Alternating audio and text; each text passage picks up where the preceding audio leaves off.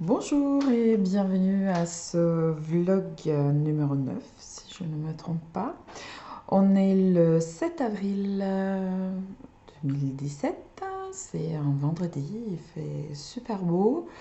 J'ai profité ce matin pour prendre l'air un peu. Je suis allée ramasser de l'ail des ours à un endroit que je vous dirai pas où c'était, mais pas très loin de chez moi. Donc, profitez du beau temps, sortez, prenez l'air, prenez le soleil. Moi, j'en avais un petit peu besoin, ça m'a fait beaucoup de bien. Et après, on peut tout à fait rentrer à la maison, crocheter ou tricoter un peu. Alors, donc, du coup, moi, je suis rentrée lundi, mais j'ai l'impression que je rentre tout juste du Salon Talent de Strasbourg, qui avait donc lieu le week-end dernier. Et l'une des raisons pour lesquelles je fais cette vidéo aujourd'hui, c'est bien sûr de vous remercier. Alors merci d'abord à toutes les clientes qui sont venues sur mon stand. Vous étiez particulièrement nombreuses. J'ai pas eu le temps de passer autant de temps avec chacune d'entre vous que j'aurais aimé. Mais merci pour votre venue, pour votre enthousiasme, pour votre gentillesse, votre passion et vos achats, parce que bon voilà, c'est pour ça que j'étais là aussi. J'espère que vous allez toutes bien profiter de vos fils, de vos modèles. Et n'oubliez pas, s'il y a un problème, je fais le service après-vente. Je voulais aussi remercier les organisateurs de ce très très beau salon, donc qui avait lieu pour la deuxième fois. Et donc le lieu des deux éditions était la salle de la Bourse à Strasbourg, donc c'est en centre-ville. C'est un joli local et là les exposants, le choix des exposants est absolument formidable. Chaque fois pour moi c'est plein de découvertes, même si bon, pour des raisons évidentes, j'ai pas eu le temps de passer beaucoup de temps avec les autres exposants. Mais il y a une très très belle sélection et c'est un salon qui vaut vraiment le coup, même si on n'est pas brodeuse, hein. Moi je ne fais pas de la broderie, pas particulièrement.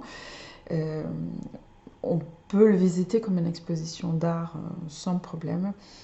Et ce qui me plaît particulièrement dans cette expo, c'est que c'est un salon placé sous le signe de l'ouverture. Tous les exposants sont là pour échanger, pour expliquer, pour parler de ce qu'ils font et découvrir ce que font les autres aussi.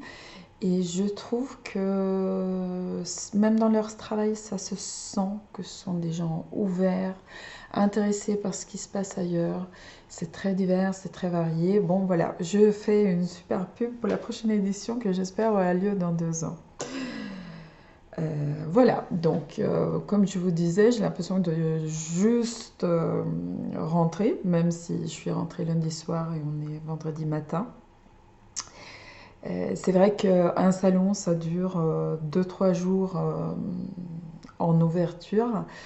Avant, c'est entre 10 jours et 2 semaines de préparation pour moi. On travail continu, hein, sans prendre le week-end. Et bon, voilà, une semaine au retour.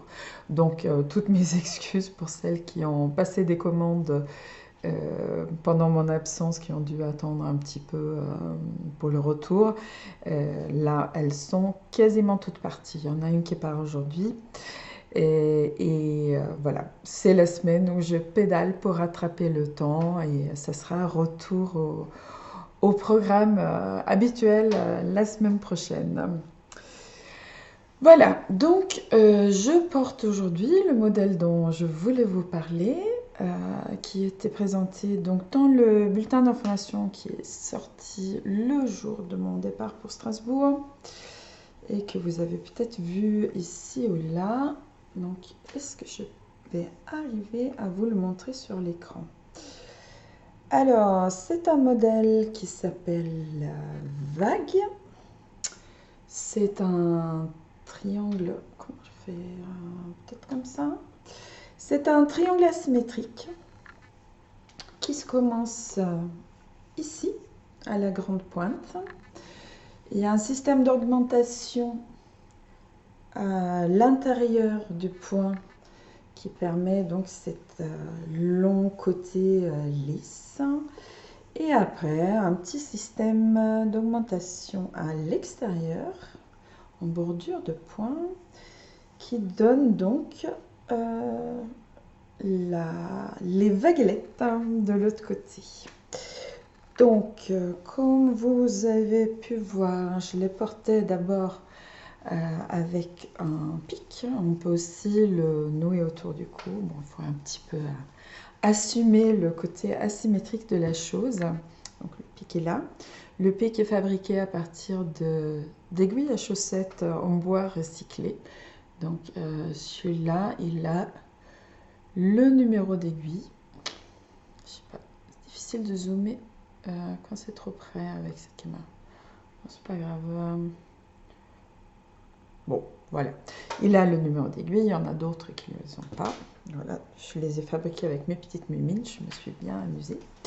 Et je me suis bien amusée en crochetant vague aussi. C'est un modèle assez simple.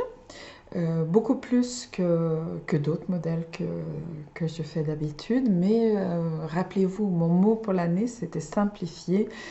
Et en fait, simple, c'est bien quand même. Et en fait, c'est tellement bien que j'ai pas pu me retenir. J'ai continué.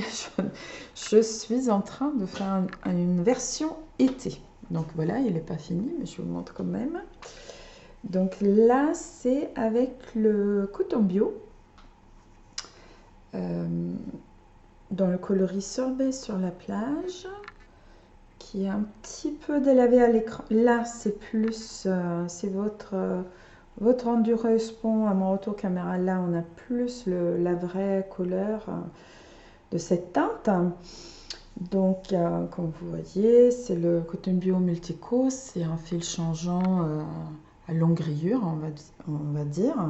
Donc, c'est un autre rendu, mais je pense que ça va être sympa pour l'été, ça. Très, très bien. Donc, je suis en fait, je viens tout juste commencer à diminuer donc j'ai fini la longue pointe. Et pour cette version-là, je compte utiliser 3 pelotes de coton bio. Donc pour tenir compte du métrage légèrement différent entre le coton bio et le mérinos, j'ai donc fait ici, dans les augmentations, j'ai fait une répétition de moins. Bon, j'ai hâte en fait, bon, je pense que c'est largement suffisamment grand, parce que le coton ne se comporte pas du tout comme le mérinos, il est moins élastique, il remplit plus, il prend plus de place. Donc je pense qu'avec une répétition des augmentations de moins, en réalité, on va être assez proche des mesures de celui-là. Et donc, je suis un peu curieuse de voir comment ça se passe. Et après, il va quand même falloir que je passe à autre chose parce que je ne veux pas crocheter des vagues pendant le restant de mes jours, même si c'est super agréable, franchement. Donc, le fil de celui-là, le berlingot, qui est une teinture spéciale faite par moi, pour moi, pas par moi, pour moi par Heike de Heike Made. Donc, pour l'instant, il est épuisé. Mes excuses auprès de ceux qui n'en ont pas eu. Donc j'ai ouvert une petite liste d'attente et on va se dépêcher pour refaire des teintures. Donc comme je vous ai dit, cette semaine c'est la semaine où je cours après le temps et où j'essaie de me reposer un temps soit peu déjà pour pas faire de bêtises. Parce que quand on est fatigué, on n'est pas au top de sa performance, n'est-ce pas? Donc dès la semaine prochaine, je vais faire le point sur mon stock dans le fil de base. Je vais voir avec Heike à quel délai on pourrait faire ça. Et donc pour celles qui m'ont contacté pour que je les prévienne quand le fil sera à nouveau disponible, ne vous inquiétez pas. Vous êtes sur le papier, épinglé sur le panneau d'affichage en face de moi où je travaille tous les jours. Je ne vous oublie pas. Voilà, donc aujourd'hui c'est une vidéo un peu courte. Je voulais juste vous dire qu'on est au mois d'avril. Donc on avait fixé une première date pour les week-ends tricot et sac à dos en avril. Pour l'instant, il nous manque des inscriptions pour pouvoir réaliser ce premier week-end. Donc, je sais, c'était un peu court peut-être pour s'organiser, prévoir le budget, etc. Mais si vous hésitez, n'hésitez plus et lancez-vous donc pour le mois d'avril. Et de toute manière, que ce premier week-end se fasse ou pas, on vous en propose donc un au mois d'octobre où là, on pourra prendre les inscriptions dès maintenant et on est assez convaincu que ce week-end-là, il y aura assez de gens pour qu'ils puissent se réaliser. J'annoncerai très prochainement d'ailleurs les thèmes retenus pour les premiers week-ends pour que vous sachiez à quoi vous attendre. Les gens qui m'ont demandé, mais si on est trop fatigué et qu'on a mal aux pieds et qu'on n'est pas en forme physiquement pour marcher, eh ben, il n'y a pas de souci. S'il y a des gens qui viennent, donc le gîte où nous passons le week-end est accessible en voiture. Et s'il y a des gens qui ne souhaitent pas aller marcher, ben, restons en gîte avec moi, a priori, parce que j'ai proposé donc, à ma copine Françoise qui organise le week-end que je reste au gîte avec les personnes qui ne souhaiteraient pas marcher ou qu'on fasse une toute petite balade tranquillou autour du gîte. À voir, on peut s'adapter. Voilà, sinon au programme, si jamais j'ai pas le temps de vous en reparler, fin du mois, donc le 30 avril, je serai dans une région où je suis presque jamais, donc c'est l'occasion. Je serai juste au sud de Troyes, dans le village d'Asnay, à la ferme des Poils d'Asnay, où j'exposerai en compagnie de ma copine Muriel du Jardin des Fibres et d'autres exposants pendant une journée dans le cadre d'une initiative qui s'appelle Dimanche à la campagne. Donc si vous êtes dans la région de Troyes, c'est l'occasion parce que je suis très rarement dans ce coin-là. Eh bien, je regarde mes notes, mais je crois que j'ai à peu près tout dit. J'ai presque tenu mon objectif d'une dizaine de minutes. Donc, je vais vous souhaiter une superbe journée de printemps et je vais vous dire à très bientôt. Au revoir.